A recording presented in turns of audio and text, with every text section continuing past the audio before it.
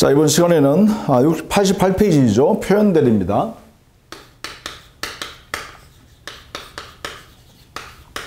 자, 기본적으로 표현대리는 첫 번째, 이게 무권대리죠. 성질상.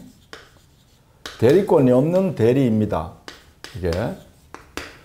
다만, 무권대리임에도 불구하고, 유권대리처럼 취급한다. 이렇게 되겠죠. 자, 이게 유권대리가 아니라 유권대리처럼 취급한다. 따라서 유권대리처럼 취급하기 때문에 본인과 상대방 사이에 효과를 인정하는 것이죠. 여기서 효과가 발생한다 이 말이죠. 마치 유권대리처럼 상대방과 본인 사이에 권리 의무 관계가 생긴다 이런 것이죠. 자, 이 말은 이 본인이 상대방에 대해서 책임을 진다 이런 뜻을 갖고 있죠. 이렇게. 그러면 세 번째, 이 무권대리임에도 불구하고 유권대리처럼 본인이 상대방에 대해서 책임을 지는 근거는 뭘까? 그렇죠?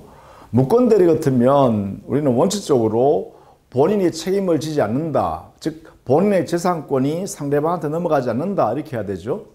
그럼에도 불구하고 이 상대방이 본인에게 책임을 물을 수 있다는 것이잖아요. 그렇다면 이 본인이 책임을 지는 근거가 있어야겠죠.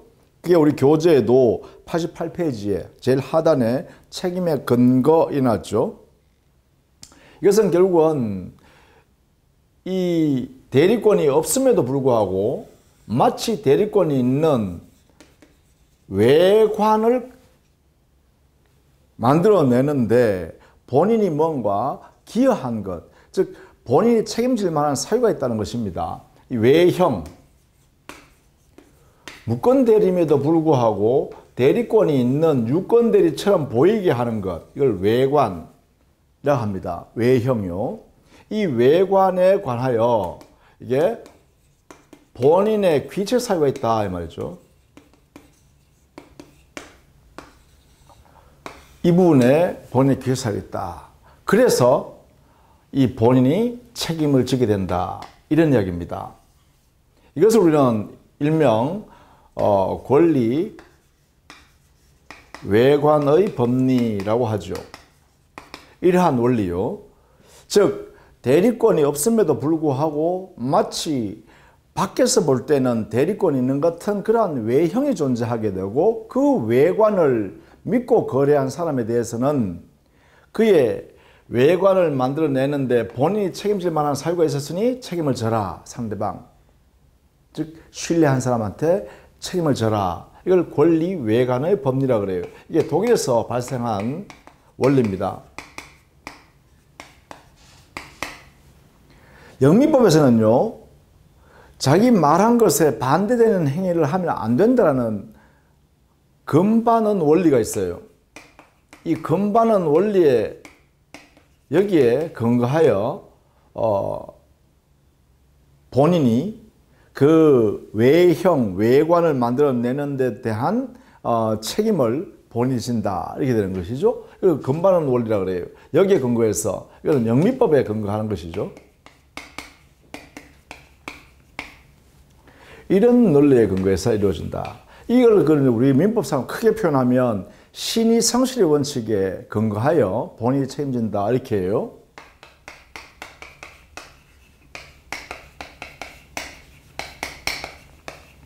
여기에 근거하여 본인이 책임을 진다 이렇게 해요. 그래서 결국은 책임의 근거는 이런 내용으로 요약할 수 있다라는 것입니다. 자, 그러면 표현대리가 적용되는 범위는 어떤 것이냐? 적용 범위인데요. 여기는 기본적으로 민법상의 사법상 거래행위 있죠. 거기에 재산권에 관한 거래행위죠. 그러니까 사법상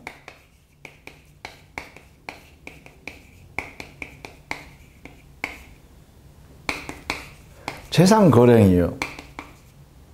그러니까 재산 행위가 되겠죠. 여기에는 적용한다 이렇게 해야겠죠. 그러나 공법행위나 소송행위는 기본적으로 적용되지 않는다. 이렇게 정리해 두시면 되겠습니다. 물론 복대리도 대리제도니까 표현대리제도는 복대리에도 똑같이 적용된다. 이렇게 보시면 되고요. 그 다음에 이 표현대리의 종류는 세 가지가 있죠. 우리 민법에 125조의 표현대리, 126조의 표현대리, 그리고 129조의 표현대리 이 세 가지 형태가 있습니다. 125조의 표현대리는 대리권 수요 표시에 의한 표현대리라고 그러고 126조의 표현대리는 대리권 권한을 넘은 표현대리라고 하죠. 129조는 대리권 소멸 후의 표현대리 이렇게 표현합니다. 자, 이때 그러면 구체적으로 우리는 표현대리의 유형을 개별적으로 보면 125조의 표현대리를 먼저 살펴봐야겠죠. 이것을 우리는 대리권 수요의 표시에 의한 표현대리다 이렇게 표현합니다. 대리권 수요했다고 표시하는 행위죠. 이걸 통해서 마치 대리권이 실제로는 주어지지 않았는데 본인이 이렇게 표시를 하니까 그 표시를 받은 상대방 입장에서는 그렇게 믿었다는 것이죠. 그런데 실상 대리권 수요했다고 표시한 본인은 대리권 수요한 적이 없더라 이 말입니다. 그렇다면 이 대리권 수요했다는 표시를 받은 사람은 그 표시를 받은 대로 신뢰하고 믿고 거래한 사람이죠. 그러니까 이 상대방을 보호할 필요가 있고 이 표시한 자에게는 책임을 물을 수 있는 근거가 된다라는 것이죠. 그래서 기본적으로 125조를 한번 보시면 89페이지에 있죠. 제3자에 대하여 타인에게 대리권을 수여함을 표시한 자는 그 대리권 범위 내에서 행한 그 타인과 그 제3자 간의 범죄행위에 대하여 책임이 있다. 여기에 제3자라는 것은 상대방이죠. 즉 표현 대리행위의 상대방이요. 직접 상대방을 말하죠. 자, 표시한 자가요. 내가 어떤 타인에게 대리권을 수여했다라고 제3자한테 표시했다는 거예요. 그러면 이 제3자하고 이 타인이라는 사람 있죠. 타인이라는 사람하고 둘이가 대리행위를 했다는 거예요. 표시한 대로 대리행위했다는 것이죠. 그런 다음에 이 제3자라는 상대방이 본인한테 대리행위 내용대로 본인이 당신이 표시한 내용대로 거래했으니 책임지세요라고 청구해 온다는 것이죠. 이럴 때는 이 표시한 자가 그 타인에게 대리권을 설령 주지 않았다 하더라도 대리권 준 바가 없다 하더라도 그 표시한 대로 책임을 질 근거가 된다 이 말이죠. 그래서 기본적으로 125조가 적용되기 위한 요건은 첫 번째, 본인의 지위에 있는 사람이요. 본인의 지위에 있는 사람이 어떤 일을 하냐면 내가 누구한테 대리권을 수여했다라고 표시해야 돼요.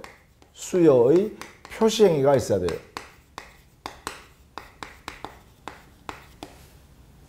이 대리권 수여 표시했다는 행위를 누구한테 하는 거죠? 제3자한테 하는 거죠. 제3자한테. 이 제3자가 바로 대리행위의 상대방이 되는 사람입니다. 그러면 이 누구한테 대리권 수여했다고 표시했잖아요. 그러면 이 표시한 내용대로 이 표시받은 자, 이 사람은 그 표시를 신뢰하고 그대로 믿고 여기에 있는 타인에게 이 타인과 대리행위를 하는 것이죠. 이렇게. 그런데 실제로는 여기는 이 표시한 내용대로 대리권을 수여한 적이 없더라는 것이죠. 주지 않았다는 것이죠. 이 표시한 당사자가요. 이 사람을 표시자라고 그러죠. 표시자는 제3자한테 이렇게 표시는 해놔놓고는 이 표시한 내용대로 대리권을 수여하지는 않았더라.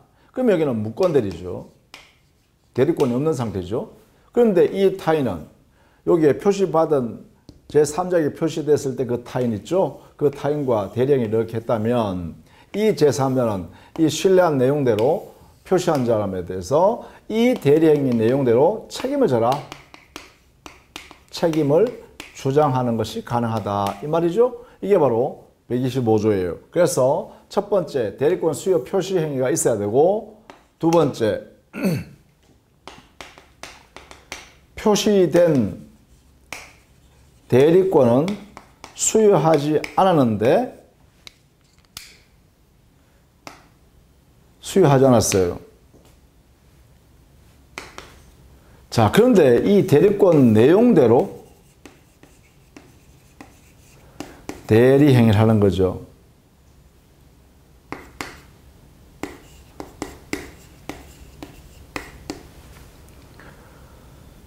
자, 이때 세 번째요. 이 대리행위 할 당시에 이 상대방 있죠. 제3자, 이게 표시를 받은 제3자죠. 상대방. 이 상대방은 반드시 표시를 받은 사람이어야 되죠. 표시를 받은 자로서 이 사람은 뭐 해야 되죠? 신뢰해야 되죠. 이 표시 내용을 신뢰해야 되죠. 신뢰란 말은 의미는 실제로는 대리권이 주어지지 않았다는 것을 몰랐고 모르는데 과실이 없었다 이 말이죠. 자, 상대방은 반드시 표시를 받은 자로서 신뢰를 했어야 됩니다. 그래서 선의 무과실인 상대방이어야 합니다.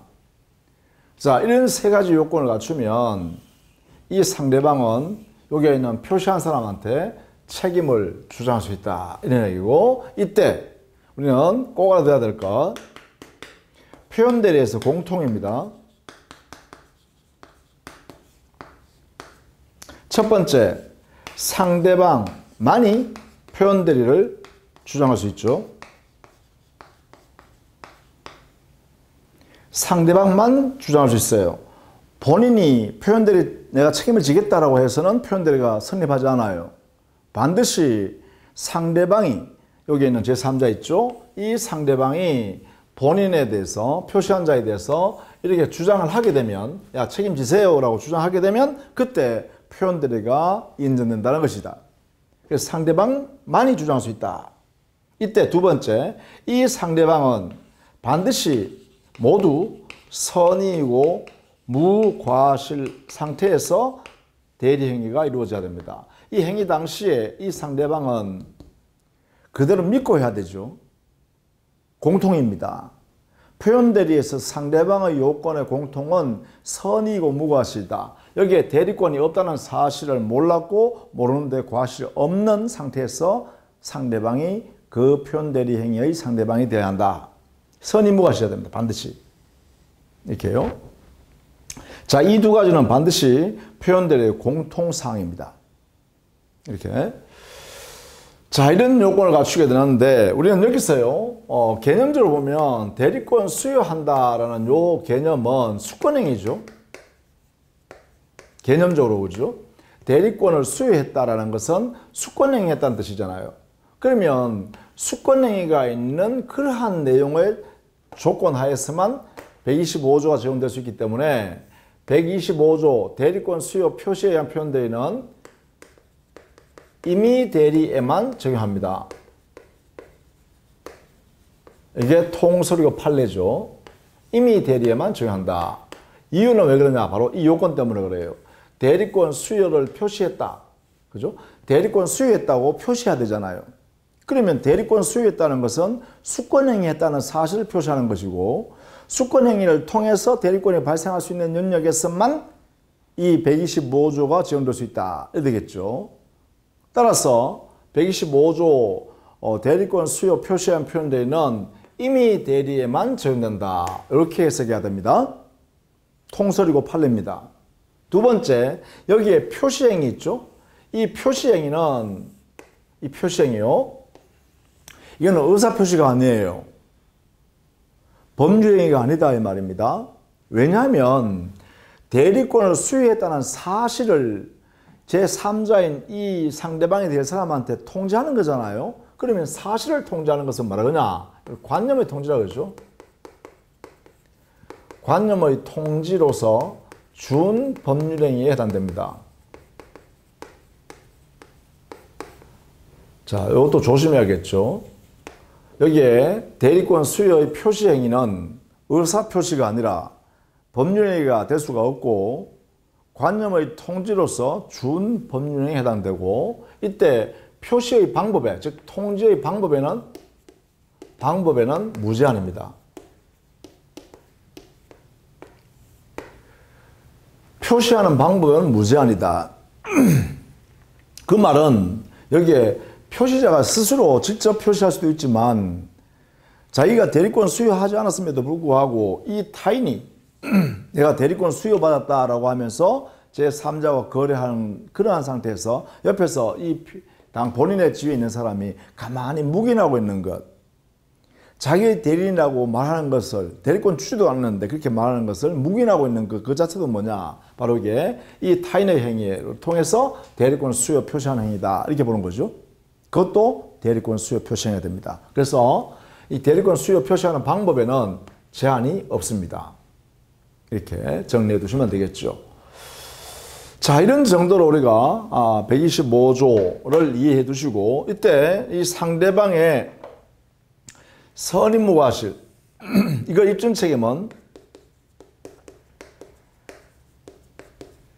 본인이 책임을 면하려면 본인이 악이거나 상대방이 악이라는 사실이나 또는 상대방이 선이지만 과실이 있다는 것을 입증할 책임이 있다 이렇게 해요.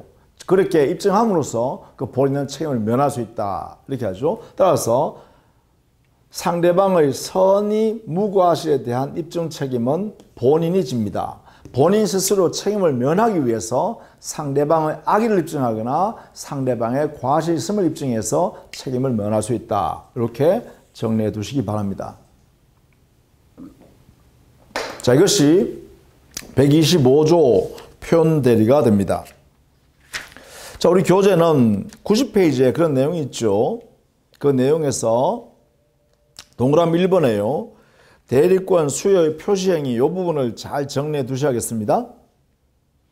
자, 그 다음에 적용 범위도 역시 거기에 정리해 놨죠. 125조의 표현대리는 임의 대리에만 적용된다. 법정 대리는 적용되지 않는다는 것이 다수설 판례다 이렇게 했죠. 자, 그 다음에 두 번째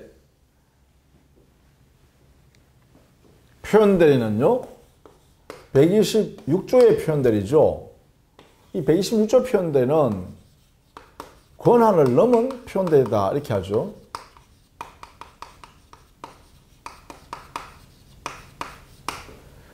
보통 이것을 우리는 월권대리라고도 합니다. 권한을 넘었으니까 월권대리행위 이렇게 표현하기도 해요. 자, 이 126조 조문을 한번 보시면 이건 조금 성격이 조금 달라요. 보시면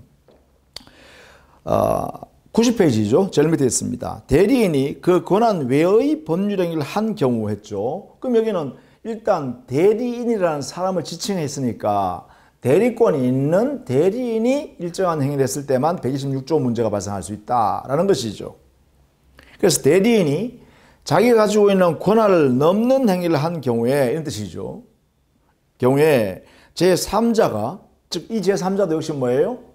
대리행위의 상대방이 되는 것이죠.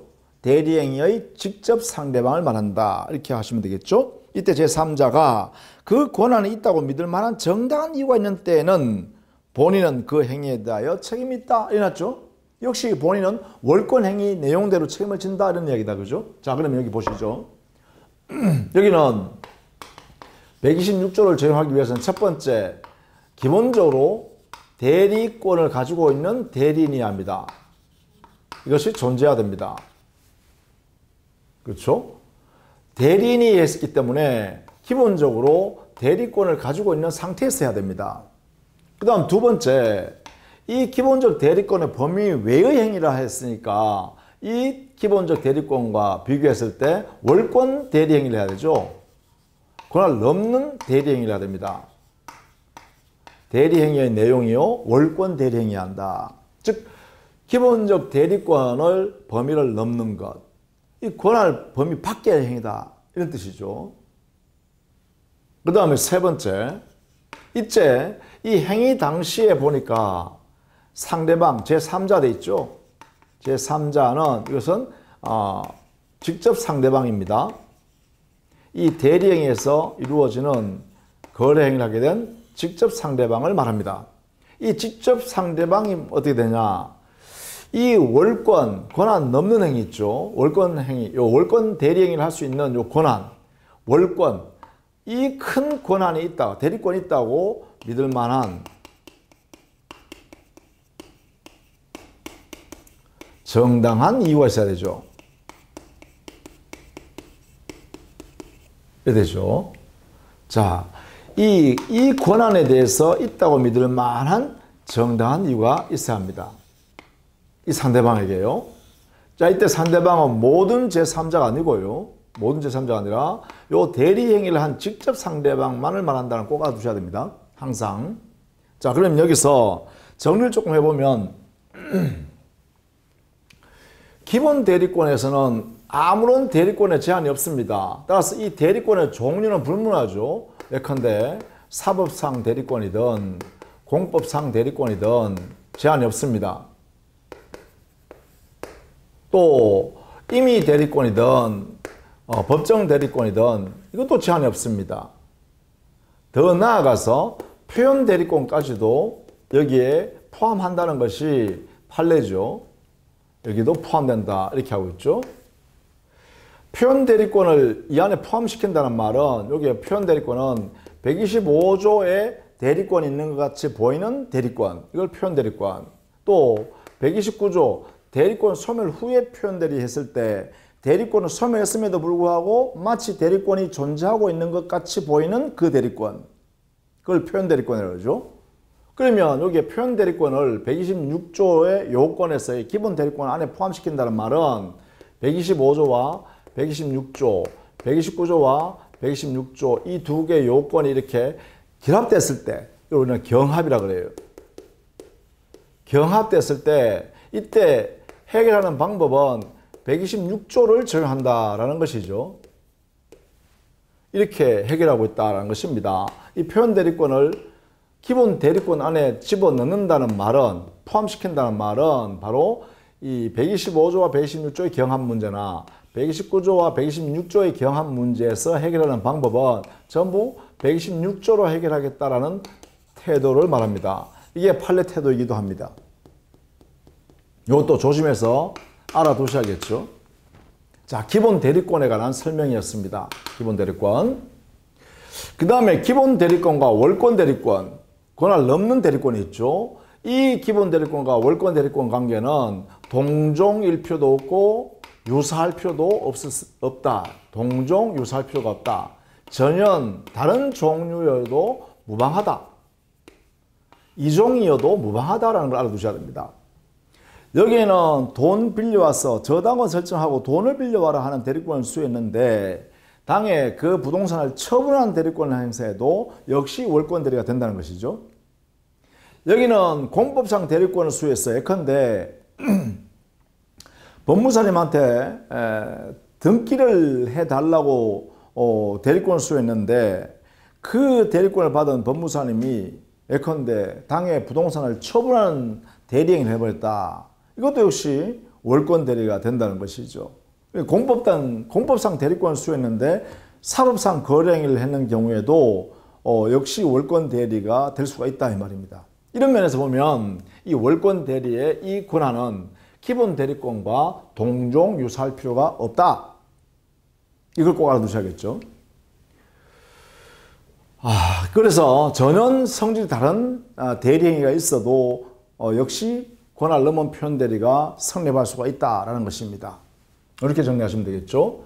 그리고 여기에 제3자, 우리 법전에 나오는 제3자라는 것은 표현 대리 행위에 있어서의 직접 상대방만을 말합니다. 직접 상대방만을 말하고 이때 이 상대방이 이 월권 대리권이 있다고 믿을 만한 정당한 이유가 있어야 한다 했잖아요. 이 정당한 이유가 있어야 한다는 의미는 바로 월권 대리권 이것은 없는 거죠. 이건 존재하지 않죠. 이게 존재하는 것이죠. 그래서 월권 대리권이 없다는 사실을 몰랐고 모르는데 과실이 없는 상태를 말한다. 이렇게 해석하고 있습니다. 이렇게. 즉 결국은 이 상대방이란 것은 선의이고 무과실이어야 한다.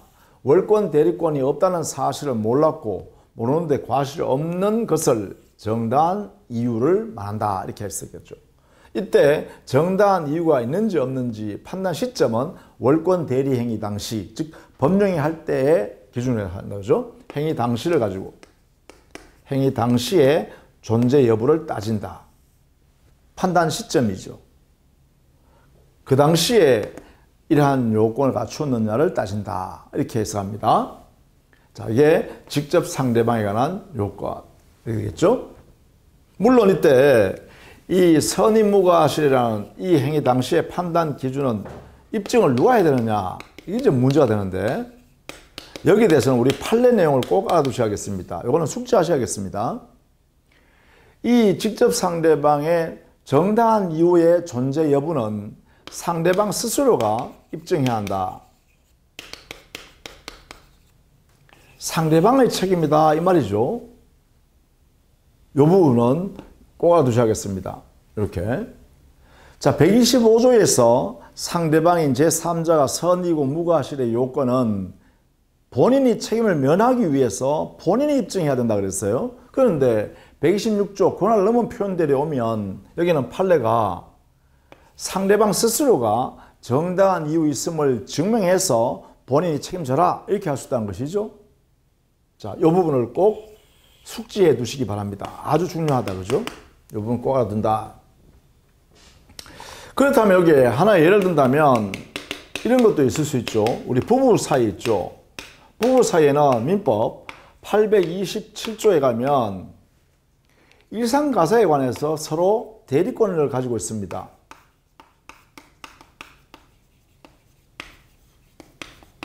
존재합니다.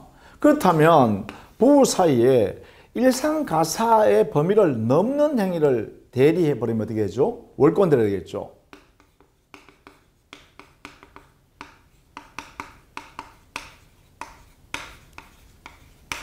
자, 이런 경우에는 여기에 민법 126조가 적용되는가? 이런 문제가 생기죠. 자, 부부 사이에 일상가사의 범위를 넘는 그러한 대리행위를 했다면 이때 126조가 적용될 수 있는가? 여기에 대해서 우리 판례 그리고 통설 어떻게 해요? 126조 적용을 인정한다 이렇게 하고 있죠. 왜냐하면 여기 일상가사 대리권이라는 존재가 바로 기본 대리권으로 인정할 수 있다. 법정 대리권으로서요. 이게 법에 정해져 있는 대리권이다. 이렇게 해석해서 기본 대리권으로 인정할 수 있다. 그렇다면 기본 대리권 존재하고 월권 대리행위로서의 넘는 행위를 했으니까 그렇다면 이 부부와 일방 타방의 부부가 대리행위할 때 상대방이 즉 대리행위의 직접 상대방이 그를 믿을 만한 정당한 이유가 있다면 즉 이 권한을 넘는 행위를 할 수 있다라는 정당한 이유가 있다면 이때는 126조를 인정해서 상대방이 부부, 타방, 배우자의 재산을 취득할 수 있다 이 말이죠. 이렇게 하고 있다. 그죠? 자, 이것도 부부 사이에도 우리는 일상가사의 범위를 넘는 대리행위 했다면 126조 표현대리 제도가 적용되어서 상대방은 정당한 이유, 믿을 만한 정당한 이유가 있다는 것을 증명만 하면 당의 타방 배우자의 재산권을 취득한다. 이렇게 인정하면 되겠죠. 이런 정도로 정리하시면 되겠어요. 기본 요건은 요 세 가지로 되어 있다라는 것이죠. 물론 이때 기본 대리권은 보니까 사법상, 공법상, 임의대리, 법정대리 다 적용되잖아요. 이 부분이 또 우리가 125조와 다른 점이죠. 그렇죠? 125조 표현대리는 임의대리에만 적용된다 했어요. 임의대리에만. 그러나 126조는 법정대리, 임의대리 관계없이 모두 적용할 수 있다. 이렇게 해석했죠. 이런 내용들을 정리해 두시면 좋겠다. 자, 그것이 우리 교재는 91페이지에 요건을 정리해 놨죠. 이 부분을 여러분이 한번 강의한 내용을 전제로 해서 한번 읽어보시면 되겠습니다. 자, 그 다음에 92페이지에 가면 129조 대리권 소멸 후의 표현대리가 있습니다.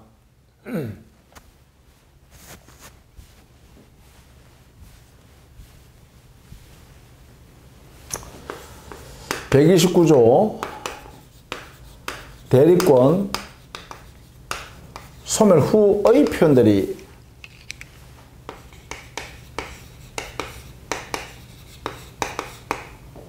자, 여기에 대리권이 소멸한 후에 대리행위를 했다. 이랬으니까 129조가 적용되기 위해서는 첫 번째는 일단 대리권이 존재했어야 되죠. 따라서 처음부터 대리권이 존재하지 않는다면 129조가 적용될 수가 없습니다. 반드시 대리권이 존재했다가, 그 다음 두 번째, 그 대리권이 소멸한 후에 대리인이 대리행위를 해야겠죠. 대리권이 존재했다가 상대방과 거래행위 할 때는, 대리행위를 하러 나갔을 때는 이미 대리권을 소멸하고 있는 상태였다 이 말이죠. 자, 이때 대리행위 당시에 상대방은, 우리 법에는 제3자로 되어 있죠. 물론 이 제3자인 상대방은 직접 상대방이어야 합니다. 이 행위의 직접 상대방. 이 사람은 대리권이 소멸한 상태란 사실을 몰랐고 모르는데 과실 없는 사람이어야 한다. 이래야 되겠죠.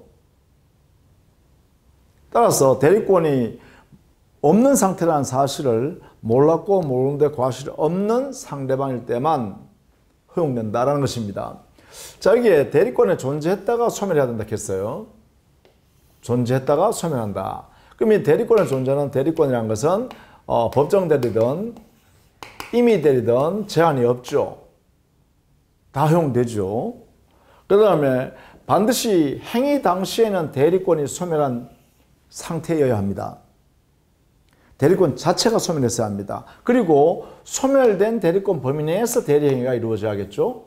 그때만 129조예요. 근데 만약에 소멸한 대리권의 범위를 넘는 대리행위를 했다.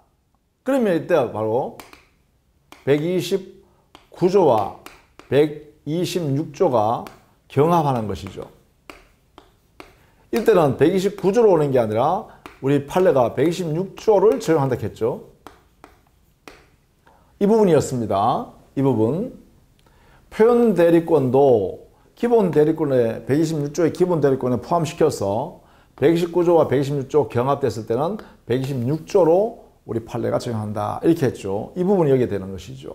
그러니까 소멸된 대리권 범위 안에서 대리행했다면 129조가 적용되는 것이고, 만약에 소멸한 대리권의 범위를 벗어나서 권한을 넘는 상태로 대리행했다면 그 소멸된 대리권 범위 안에서 한 게 아니기 때문에 월권 대리가 믹스돼 버리는 거죠. 합쳐져 버리면 이게 바로 경합 문제라고 하고, 이때 우리 판례는 126조로 해결한다.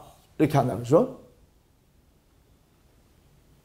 그럼 여기 제일 중요한 게 뭘까? 바로 여기입니다. 상대방은 선의 무과실인데, 즉 대리권 소멸했다는 사실을 몰랐고 모르는데 과실 없는 상태여야 되는데, 이의 입증 책임은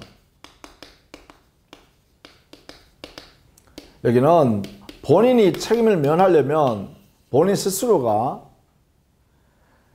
상대방이 알았거나 알 수 있었다는 사실을 증명해야만 책임을 면할 수 있다. 이렇게 해놨다는 것이죠. 이렇게. 그런 면에서 만약에 126조로 가보면 어떻게 되죠? 이때 상대방은 선의고 무과하시는 것을 스스로 입증해야 되죠. 이렇게 되죠. 입증 책임이 이렇게 되죠. 그래서 126조를 적용하느냐 아니면 129조의 문제 다루느냐에 따라서 입증 책임이 달라진다는 것이 중요합니다. 그렇죠?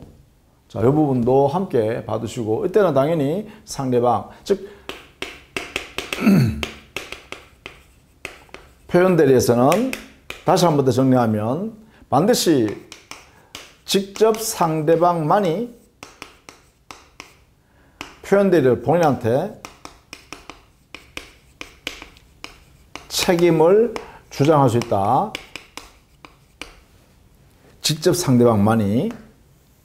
여기에 본인은 안 된다라는 것이죠. 본인은 책임지겠다라고 이런 주장 못한다는 것이죠. 그 다음 두 번째, 이때 이 직접 상대방은 반드시 선의이고 무과실이어야 하네요. 그죠? 반드시 선의 무과실 상대방이어야 합니다. 이렇게. 이 선의 무과실의 입증에 관해서는 정리해보면 이렇게 되죠. 입증 책임에 관해서는 125조와 129조에서는 이것은 본인이 책임을 면하기 위해서 입증 책임을 진다. 이렇게 했죠. 그런데 126조에 관해서는 상대방 스스로가 입증 책임을 진다라는 것이 판례의 태도다. 이렇게 했죠. 그래서 여기는 선의무과실에 관한 입증 책임을 정리해 두어야 하겠습니다. 그 다음에 세 번째는 이 표현대리는요, 강행법규에 위반되어 무효인 법령에 대해서는 적용할 수가 없습니다. 위반된 행위에 대해서는 적용할 수가 없다. 왜냐하면 표현대리가 적용되어 버리면 본인과 상대방 사이의 효과가 거래 행위 내용대로 유효를 인정해 주는 거잖아요. 그러면 논리적으로 모순되죠. 이 강행법규 위반의 행위는 절대적 확정적 무효인 행위잖아요. 권리 의무를 인정해 줄 수 없다는 것이죠. 확정되어 있다는 것이죠. 절대적이라는 것이죠. 그러니까 당연히 표현대리를 적용할 수가 없다라고 해야겠죠. 이렇게. 자, 그 다음에 요거 하나까지 정리해 두시면 좋겠습니다. 본인은 상대방에 대해서 말입니다. 과실상계를 주장할 수 없습니다.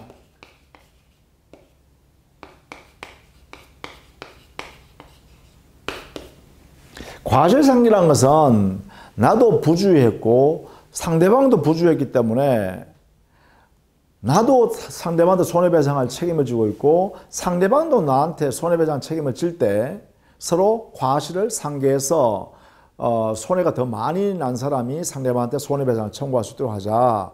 이렇게 한 것이죠. 이걸 과실상계라 그래요. 그런데 이 표현대리 제도라는 것은 뭐냐면 대리행위 내용대로 본인이 책임지는 거잖아요. 따라서 대리행위 내용대로 책임지는 것이니까 이행해야 되는 것이죠. 즉 손해배상할 책임을 지는 게 아니라는 것이죠. 그렇기 때문에 본인과 상대방 사이에 말이죠. 과실상계라는 이러한 제도를 적용할 수 없다 이 말입니다. 과실상계는 적용되지 않는다. 이렇게 정리해 두시면 되겠죠. 자, 이런 내용들을 함께 정리해 두시면 좋겠다. 되겠죠. 자, 이게 이제 표현대리에 관한 내용이었습니다. 자, 이렇게 해서요, 무권대리에 관한 내용을 총 정리했습니다. 다음 시간에는요, 법령의 무효화, 취소 파트에 가서 정리하도록 하겠습니다. 수고했습니다.